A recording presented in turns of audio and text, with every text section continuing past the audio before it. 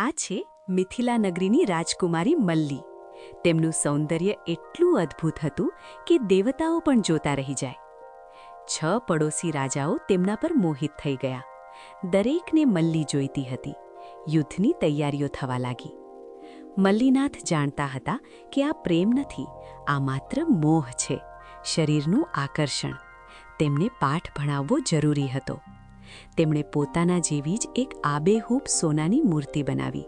તે બહારથી જીવંત લાગતી હતી, પણ મલ્લી રોજ પોતાના જમ્યા પછી એક કોળિયો તે મૂર્તિના માથાના છિદ્રમાં નાખતા. આ દિવસો સુધી ચાલ્યું. યુદ્ધ રોકવા તેમણે 6 રાજાઓને મહેલમાં બોલાવ્યા. રાજાઓ મૂર્તિને જોઈને મોહમાં અંધ થઈ ગયા. આ જ છે મલ્લી. ત્યારે જ મલ્લીએ મૂર્તિનું ઢાંકણ ખોલ્યું. અંદરથી સડેલા ખોરાકની એટલી ભયંકર દુર્ગંધ આવી કે રાજાઓ ઉલટી કરવા લાગ્યા. મલ્લીનાથે કહ્યું, જુઓ, આ સોનાની મૂર્તિની અંદર ગંદકી છે. મારું શરીર પણ આવું જ છે, હાડકાં અને માંસનું પૂતળું. તમે જેને પ્રેમ કરો છો તે રૂપ નથી, પણ ચામડીની ઉપરનો રંગ છે. મોહ છોડો અને આત્માને જુઓ. તે જ ક્ષણે 6 રાજાઓનો મોહ ઉતરી ગયો. તેમને વૈરાગ્ય થયું અને તેઓ મલ્લીનાથના શિષ્ય બન્યા.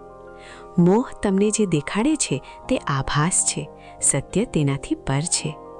શું તમે પણ બાહ્ય દેખાવથી અંજાઈ જાઓ છો? સાચા સૌંદર્યને ઓળખો.